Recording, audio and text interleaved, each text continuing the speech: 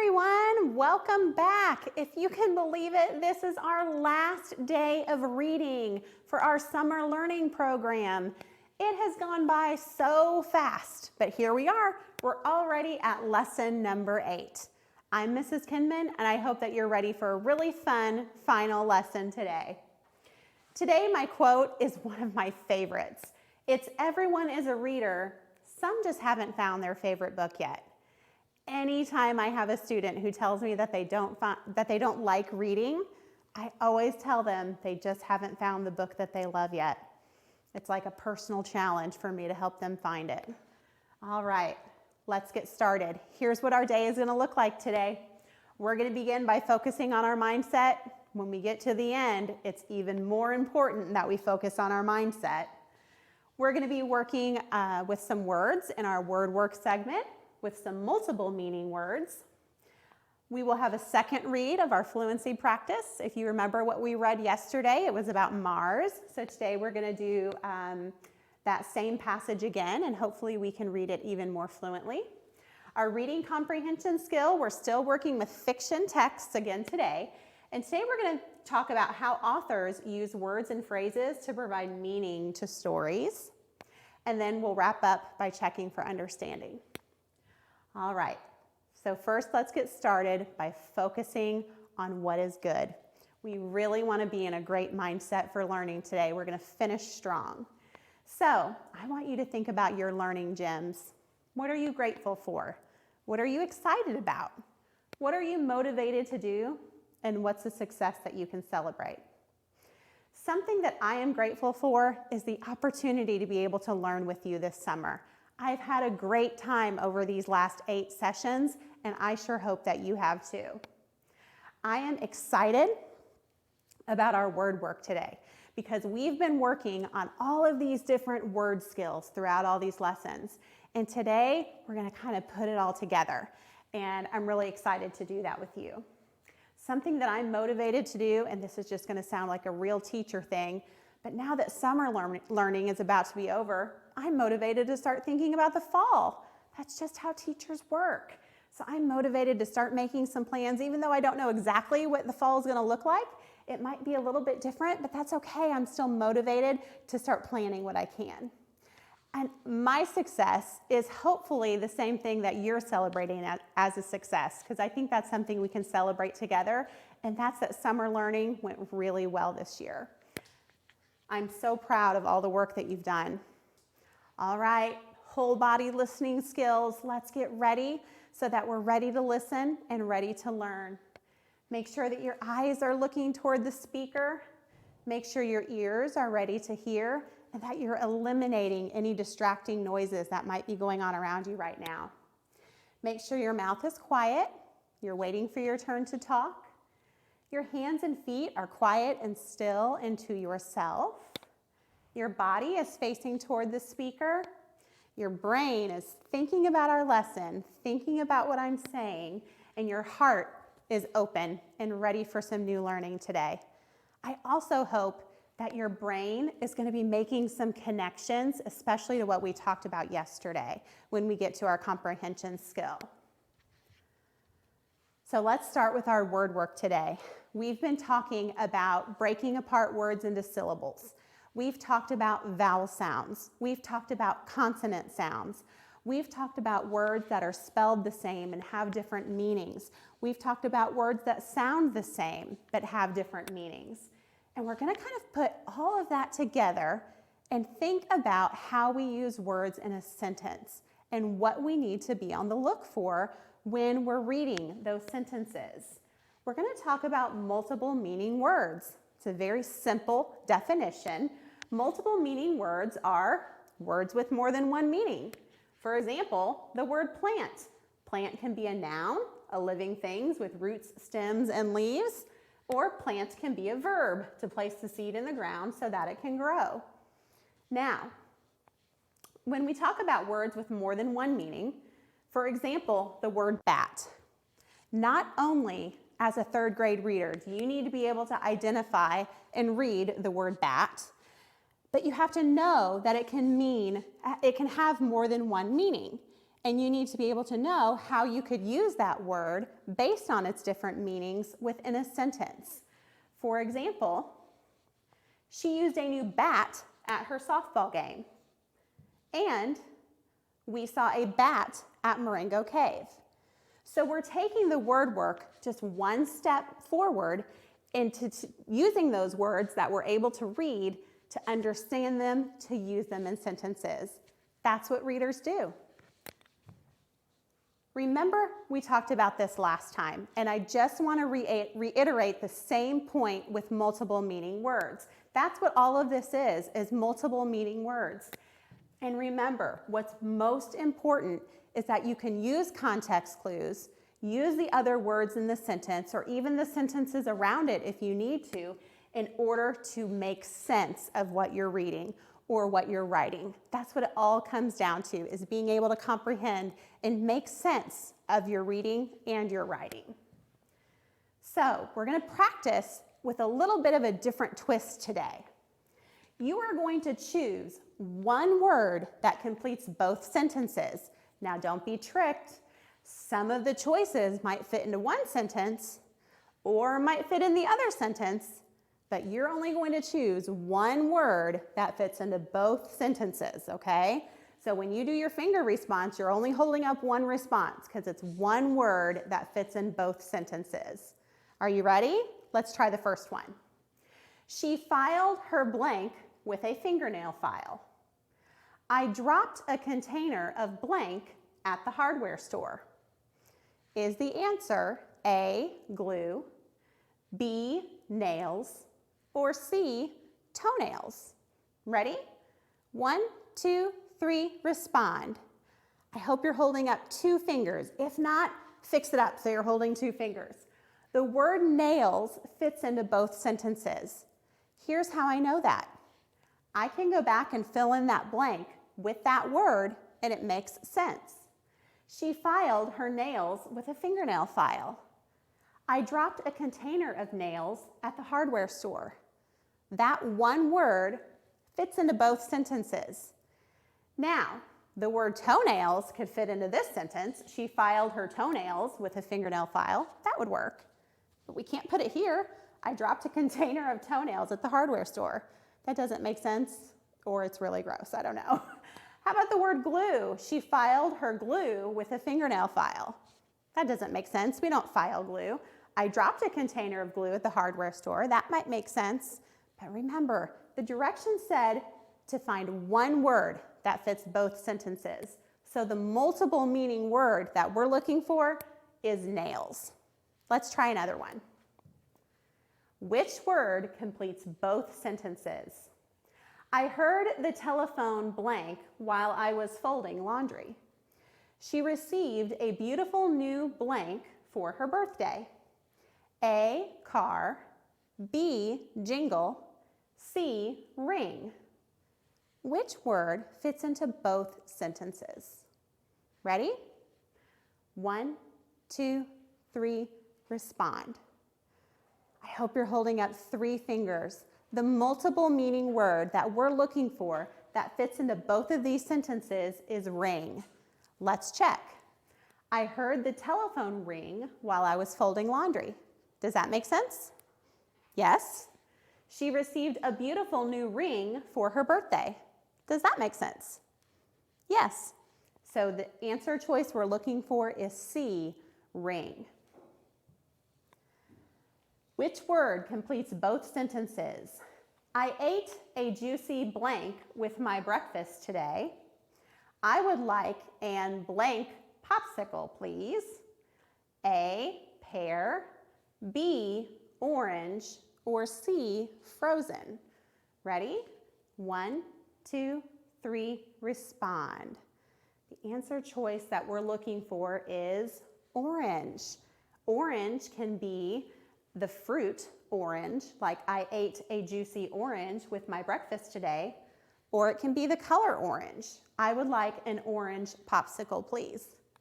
The other words fit in one sentence or the other, but only answer choice B fits into both sentences. I saw my friend, so I started to blank at her. I was knocked over in the ocean by a crashing blank. Which word fits in both sentences? A, yell. B, tide. C, wave. Ready? 1, 2, 3, respond. I hope you're holding up 3 fingers. The word wave fits into both sentences. I saw my friend, so I started to wave at her. I was knocked over in the ocean by a crashing wave. Now the word yell fits here. I saw my friend, so I started to yell at her. But it doesn't fit here. I was knocked over in the ocean by a crashing yell. Doesn't work. In the same way, the word tide fits into this sentence, but not the first one. So the multiple meaning word we're looking for here is wave. All right. Look at this sentence. The line of cars moved slowly out of the parking lot. Which of the following sentences uses the word line in the same way as above? A, John's fishing line got tangled. B, write your name on the first line. Or C, there was a line of people waiting to get tickets. So what you're doing is you're using your knowledge of multiple meaning words to identify which sentence is using line in the same way as this sentence. I'm going to read your answer choices again. John's fishing line got tangled. Write your name on the first line. Or there was a line of people waiting to get tickets. Which sentence uses line in the same way as the line of cars moved slowly out of the parking lot? Ready? 1, 2, 3, respond. There was a line of people waiting to get tickets. This has the same meaning. A line of people waiting and a line of cars moving slowly. That's really higher order thinking. That's really taking all of these things we've been practicing with multiple meaning words and applying it. Excellent work. All right, let's move on to our fluency passage for today. Remember, this is the same fluency passage that we did yesterday. So now that it's our second read, you should be able to read it even more fluently than you did yesterday.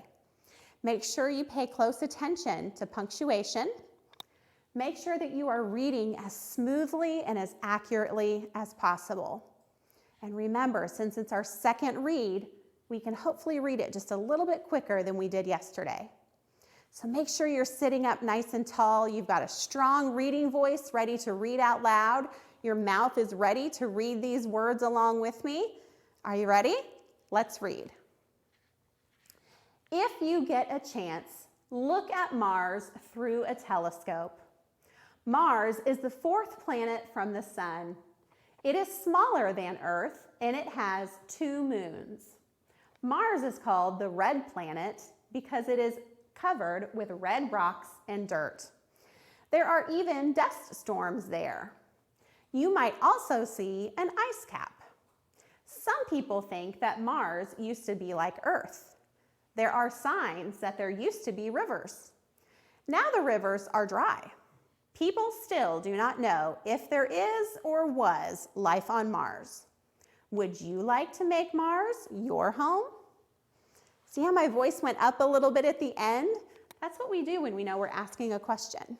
That's what fluent readers do. Very good. I bet you read that passage superbly today. Nice work. All right.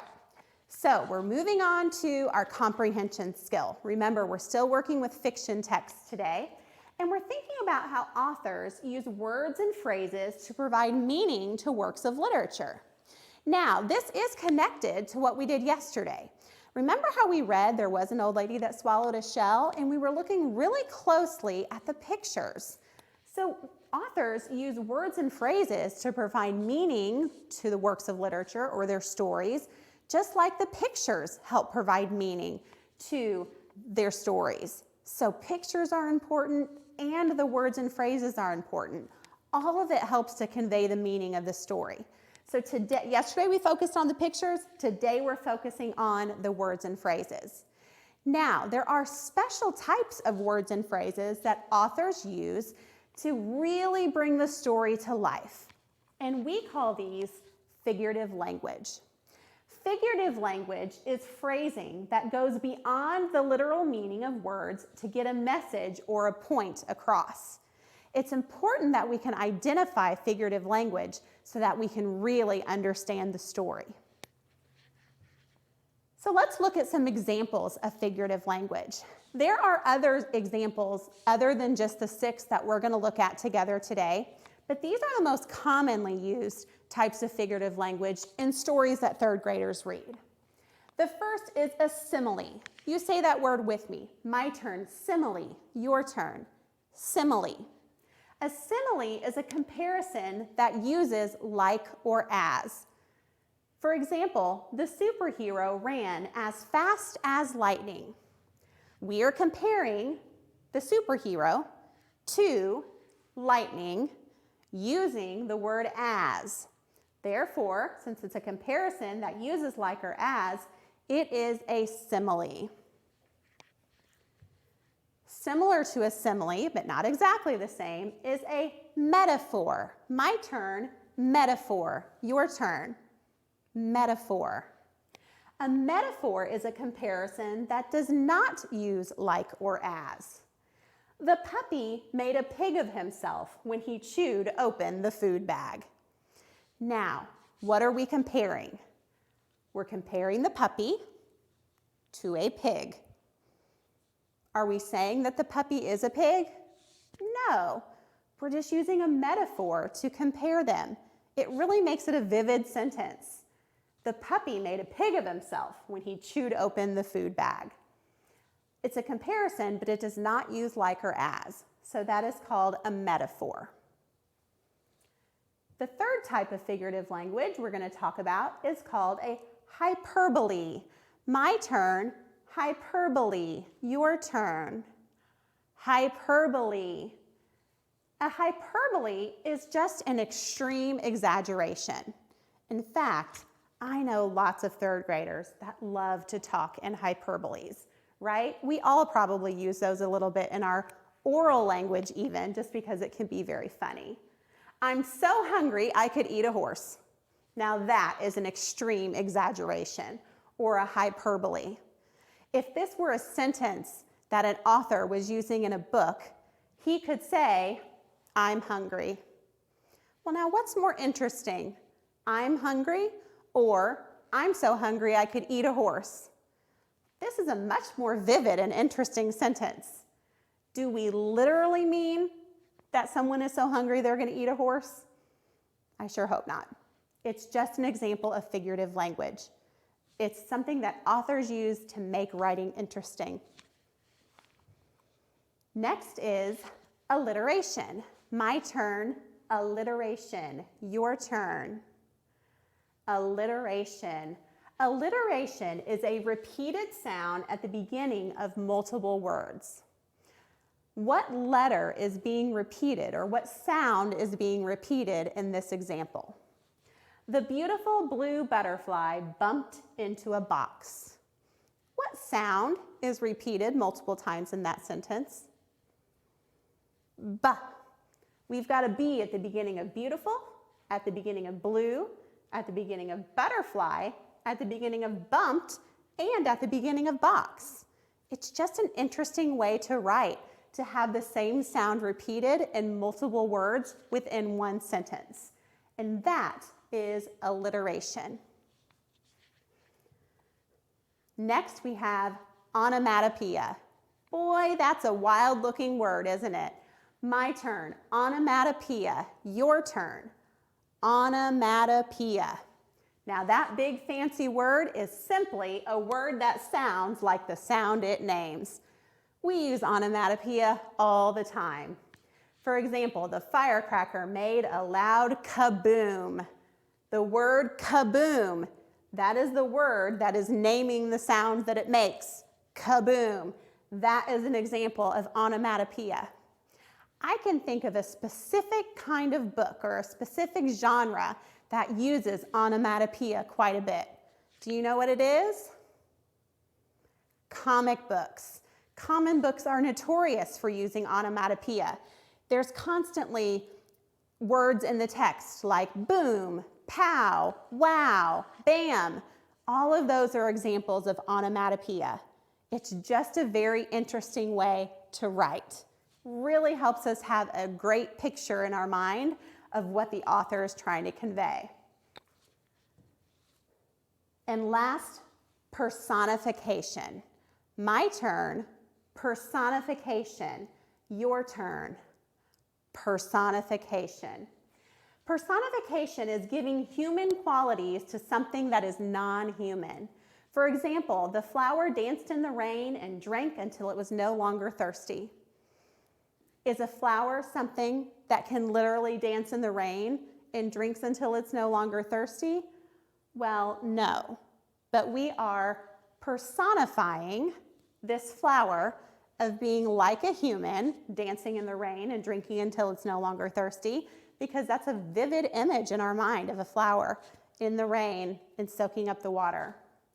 So personification is when we give human qualities to something that is non-human. All right, so remember this picture we looked at yesterday and we talked about how a picture is worth 1,000 words? Well, if a picture is worth 1,000 words, why do we need figurative language? Oh, it is so important. Authors use figurative language to help paint a picture for the reader.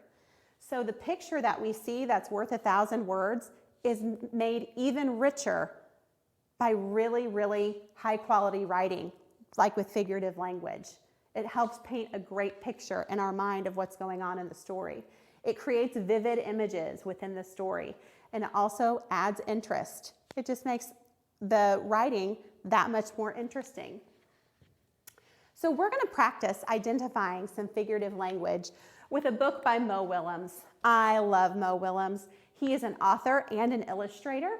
He, in fact, is a Caldecott Award-winning illustrator, which means that his illustrations have won awards for being the best. You might be familiar with this story, Don't Let the Pigeon Drive the Bus.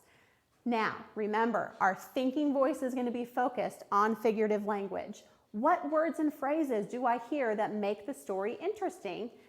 Did the author use any figurative language? So I'm going to sit down and read this story to you, and I want you to focus your thinking voice on the words and phrases that make the story interesting and see if you can identify any figurative language. Don't Let the Pigeon Drive the Bus, Words and Pictures by Mo Willems.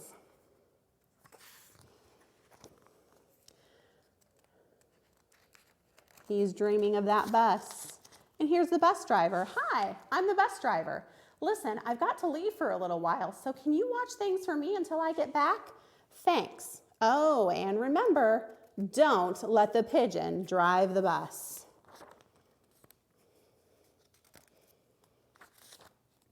I thought he'd never leave. Hey, can I drive the bus? Please. I'll be careful. I'll tell you what, I'll just steer. My cousin Herb drives a bus almost every day. True story. Vroom, vroom, vroomy, vroom, vroom. Pigeon at the wheel. This right here is an example of what? Onomatopoeia, definitely. Vroom, vroom, vroomy, vroom, vroom. No, I never get to do anything. That sounds like a little bit of a hyperbole to me. Is that an extreme exaggeration? Probably. I never get to do anything. I'm sure that's not true. Hey, I've got an idea. Let's play Drive the Bus. I'll go first. Come on, just once around the block. I'll be your best friend. How about I give you $5? No fair. I bet your mom would let me. What's the big deal? It's just a bus. I have dreams, you know. Fine. Let me drive the bus. He's mad. I'm back. You didn't let the pigeon drive the bus, did you? Great. Thanks a lot. Uh-oh. Bye. Now he's sad. Hey. What's he dreaming about now? If he couldn't drive the bus, you think he can drive the Mack truck? Might not be a good idea. So what was the other example of figurative language that we saw in that story? We definitely saw personification because the pigeon had human-like qualities. He was able to talk. That's not something that an animal can do. So that was an example of personification. So let's check for understanding. I want you to name, this is not one that we're doing a finger response for, but can you name 2 examples of figurative language? We talked about 6 examples. Can you name 2? Hopefully you came up with at least 2. Today we talked about simile, metaphor, hyperbole, alliteration, personification, and onomatopoeia. And we saw examples of several of those in our story. Authors use words and phrases and figurative language to make stories interesting and to convey the meaning of the story.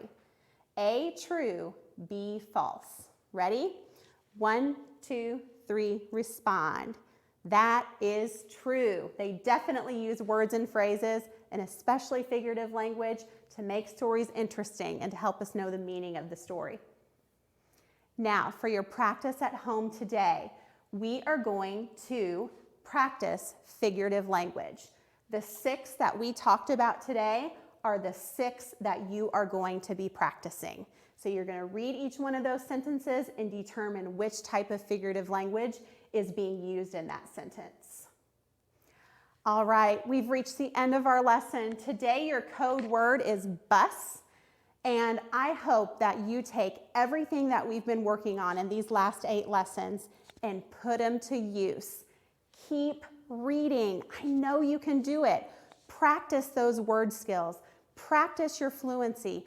Practice your comprehension by just continuing to read. Now, I know at least at the time of the taping of this video lesson, the libraries aren't open yet, but I know that they are open for curbside where you can order ahead of time, maybe go online and choose some books and they can bring it to your car. If a parent or someone is willing to help you with that, you can always just shop your own bookshelf. Maybe there's some books there that you haven't read, or maybe you could check out a sibling's bookshelf with their permission, or maybe you have a neighbor, a friend, where you can say, hey, I'm gonna gather together 10 books, and that friend can gather together 10 books, and you could trade and read. I want you to take everything that we've been practicing over these lessons and keep reading. Keep practicing. I wish you the best as you go into 4th grade next year. Enjoy the rest of your summer, and it has been so fun learning with you. Bye, everybody.